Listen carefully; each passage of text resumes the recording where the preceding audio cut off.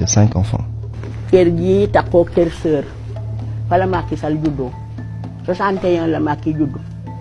mois de décembre le 11 décembre te la juddu ba muy juddu yaayam dem na marché togg na añ togg na reer ñu reer bi kenn ku nekk tëdd ci néegam bu ñu xëyee ci suba nag ñu naaje koo gis ñee nañu ko seeti comme jigéen ñi wérul la woon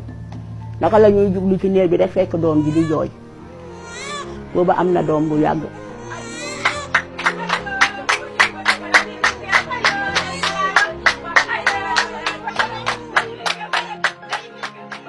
Macky sage-femme tiimu ko mbindeef tiimu ko yaayam moo wasinal boppam normalement ak sutura li ma remarqué ci Macky xamoon ne dina nekk dara mooy fekk na fi benn nijaayu borom kër gi mooy turandoom ñu naan ko Macky Chérif kooku góor gu tàng la woon.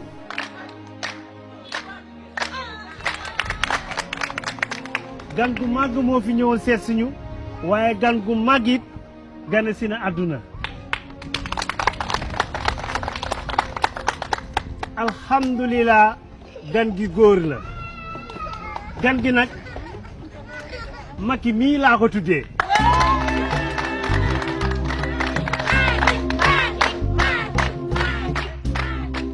kooku moo ko tudd ci tuddee ko borom kër gi. Macky passera une enfance calme et paisible entre l'école coranique, les jeux et la vie familiale jusqu'en 1967, année où son père, affecté à Foundiougne, dut quitter la ville de Fatick. Papaam affectation borom kër gi dafa seet ne Foundiougne moo gënoon a yomb su ko defee dina mun di dajale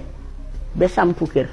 C'est dans cette localité, plus précisément dans le quartier Socé, que le jeune Macky entame ses études primaires, à l'école Tafsir Mor Boye. Court épisode avant que la famille ne retourne à Fatick en 1974 dans le quartier Polga. Macky continue ses études à l'école Moustapha Baydiba où il obtint son certificat d'études primaires et élémentaires.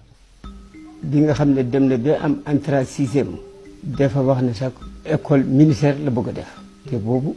douze ans la am. papam bu mu ñibbisee Fatick boobu maa ngi Foundiougne maa ko jàngal mbéy. si école fermé woon rek dafay wax ne man kat moo tàggoo yaayam ak papam mu ne damay dem Foundiougne damay benn suma la jaay. Effectivement, il était très proche de son oncle jege woon na nijaayam trop sax dëggal ko parce que c'était une même famille parce que nijaayam ak yaayam ak ñoom ñoo dekkoon benn kër gi presque seen kër yi taxaloo woon donc autant ni ko papaam ak yaayam doon yare noonu la ko nijaayam aussi doon yare. mosuma sentir pression parents yi ci kaw Macky sama nijaay daal laa gis ne moom moo doon gën a am contrainte en terme de dem leen tool yëkkati lii defal lii mais ñun suñuy parents proprement parler dañu éduquer ci liberté parce que nga xam ne li nga koy yaree moom mu ngi ci déjà parce que bu dee jàng bu ngi jàng joxe ci exemple déjà bi muy jàng mu ngi jéem bu école tëjee dafay proposer wu boppam comme pointeur ci toolu ceeb yi dans le Saloum parce que temps yooyu bu campagne yu ceeb jotoon dañ doon envoyer ay tracteurs dans le Saloum mais tracteurs yi am na ñu ko doon dawal waaye amoon na ay pointeurs parce que tracteurs yi ñu doon loué la moom déjà hivernage da doon dem nekk fa pointeur bu nawet bi jeexee ak ubbite école am yëpp ak même suma bos moo ko doon financé.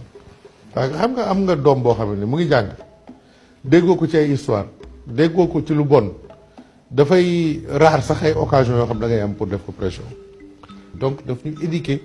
par exemple. Macky di jàng ba njàngam passé Fatick ñu war a dem Kaolack. Ainsi commença une longue série de réussites scolaires pour Macky qui décroche son BFM au collège de Fatick. Puis 3 années plus tard, son baccalauréat en série C au lycée Gaston Berger. On avait tout sacrifié, les loisirs, les plaisirs pour njàng mi pratiquement année bi yëpp dañ daan jàng muy samedi muy dimanche muy ngoon muy guddi muy bëccëg amuñu woon daal beneen truc de sorte que pratiquement bi ñu def bac ñëpp am bac. Connu pour son pacifisme, son sens élevé du travail et sa bonne éducation, il n'en demeure pas moins que le jeune adolescent présentait déjà, à cette époque, des signes de leadership et un engagement certain pour la vie associative, sportive et surtout politique. Tout ce qui est encadrement, organiser nit ñi, boole leen, dajale leen,